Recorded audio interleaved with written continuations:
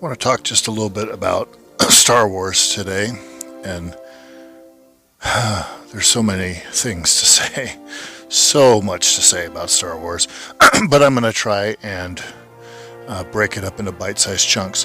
What I want to talk about first a little bit today is where Star Wars came from and why it's important that we recognize where it came from. There's a lot of conflicting information out there depending on who you talk to.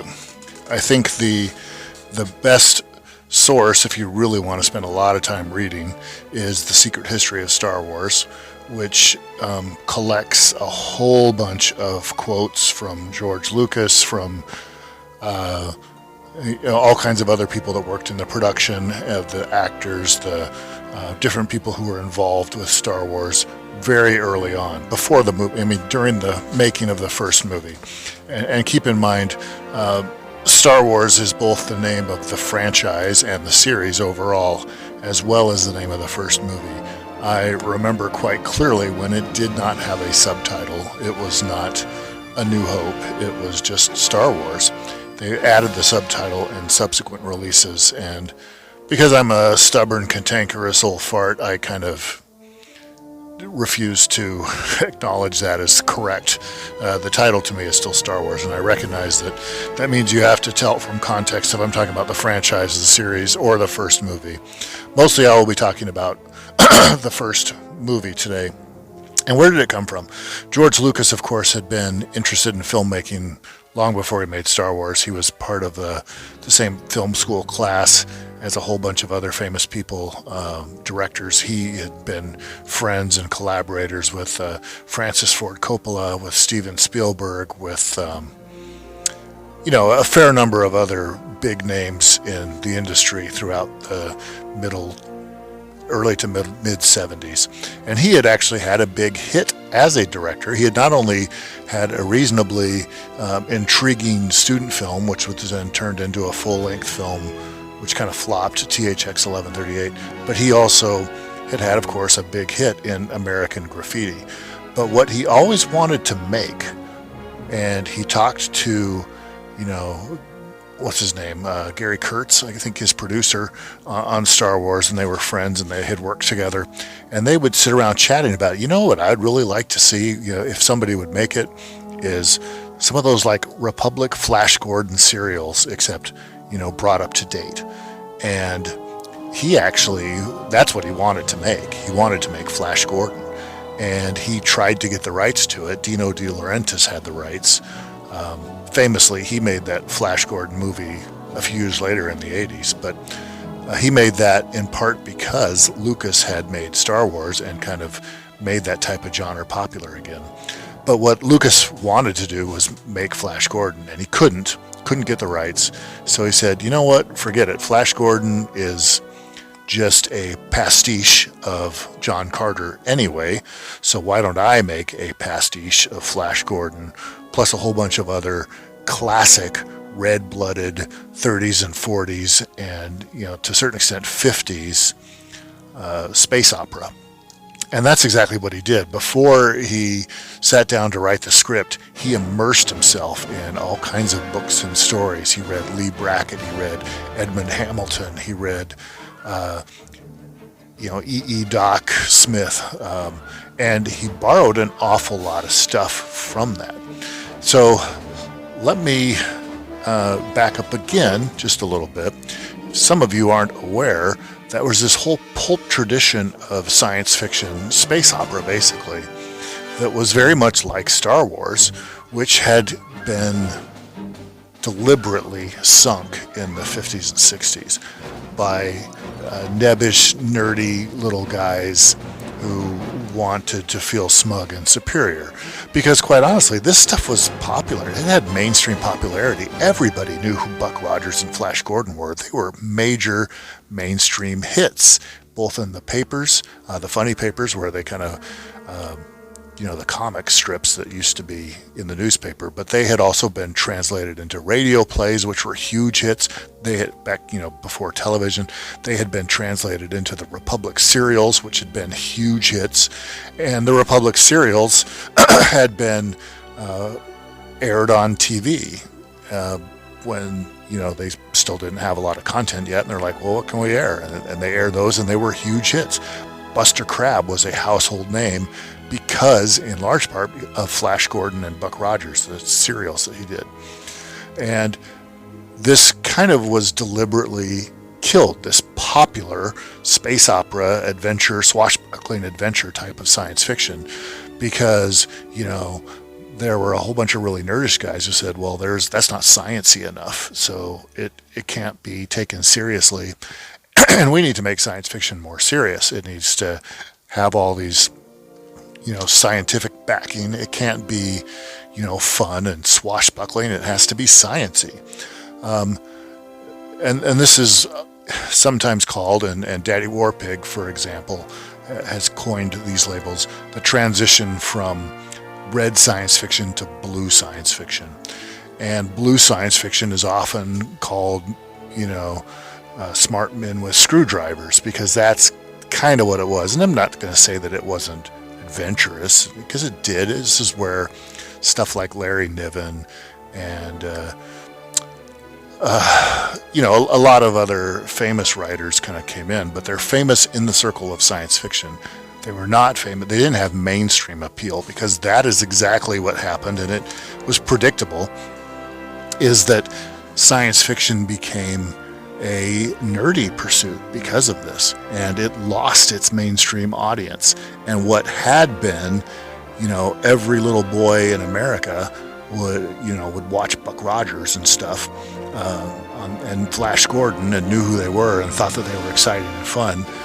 They got lost because not every little boy in America read Starship Troopers or Have Spaceship Will Travel or The Man Kazin Wars or whatever. Only science fiction fans did, so it lost its mainstream appeal. George Lucas steeped himself in all of the literature. Take it back. It didn't completely disappear. It disappeared from literature, where it maintained a format that in some ways very space opera-ish, and kind of retained a lot of that was in the comic books for a while. And even as that evolved and changed, something very much like space opera had been in the comic books for a long time.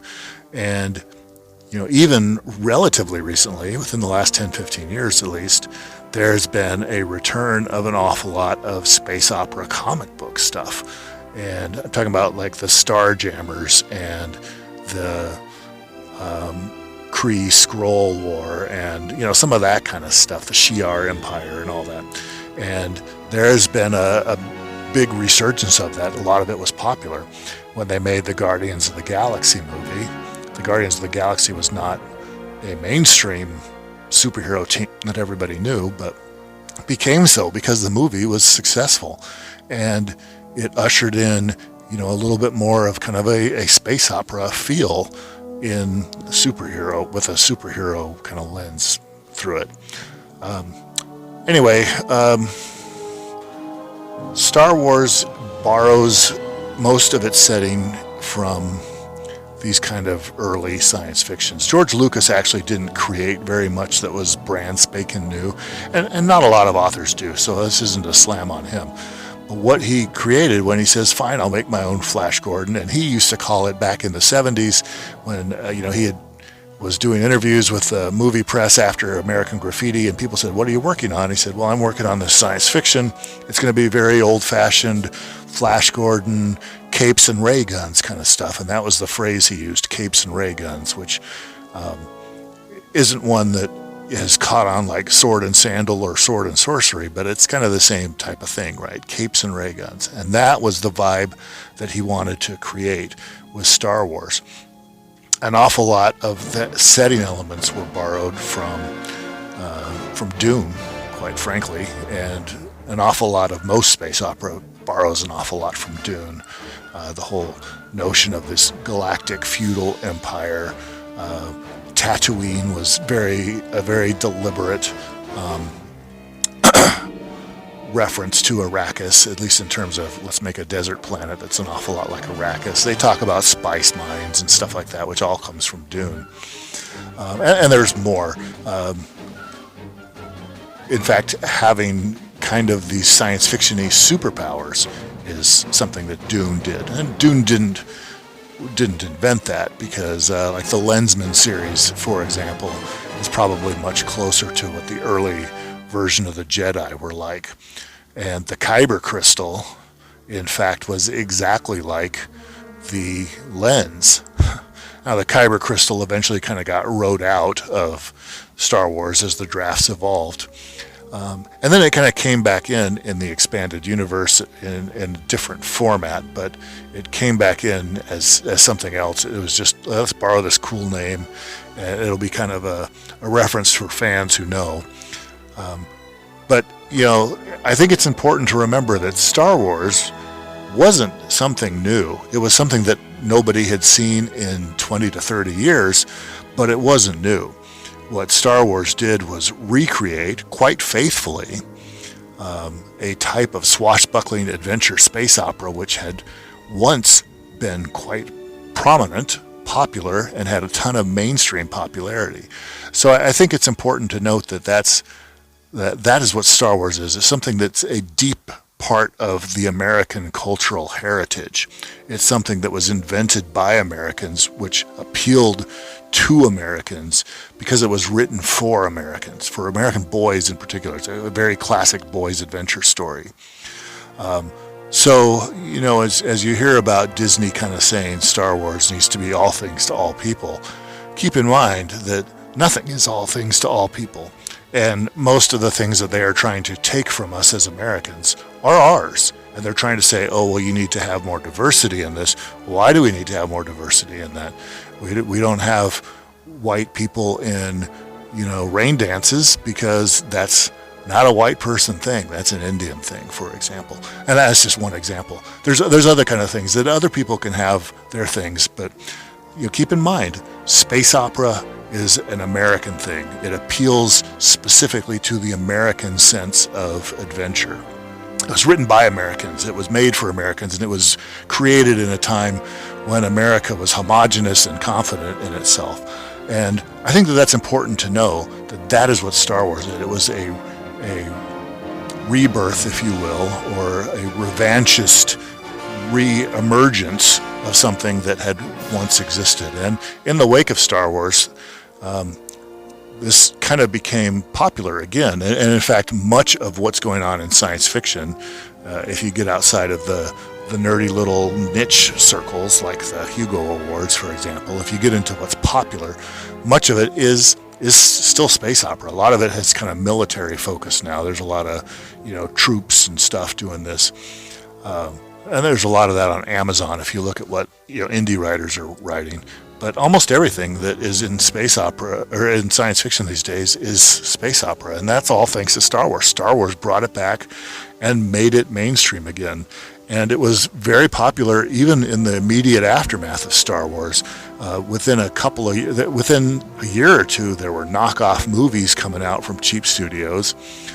Battle Beyond the Stars and, you know, others. It's kind of funny it's kind of fun to watch some of those because they look very cheap, but they're, you know, made with a lot of love and energy. Actually, they're entertaining sometimes to watch. And it came to the small television too. Buck Rogers was dusted off and rejiggered as a kind of more space opera-y Flash Gordon with evil princesses and you know, bodyguards dressed in tiger suits and, you know, martial arts, sort of. I mean, it wasn't Hong Kong stuff, but Buck Rogers would get in fist fights with, you know, weird barbarians, space barbarians and stuff. And again, this was all thanks in large part to the influence of Star Wars. Star Wars made this happen. So let's stop there for now, and we'll talk about the next topic later, which is, you know, where did the plot specifically, this is more about where the setting and kind of the whole vibe of Star Wars came from. We'll talk a little bit more specifically about the plot next time. I'm building up to kind of what's going on now and what I'm doing now with Star Wars and the problems, of course, that I have with it, but also the hopes and memories and whatnot that I have for it, and how Star Wars is is both at the same time one of my favorite things in the world, and then at the same time also one of the most disappointing. But let's not get too far ahead of ourselves. Let's talk a little bit more specifically about the plot next time, and we'll see you next time.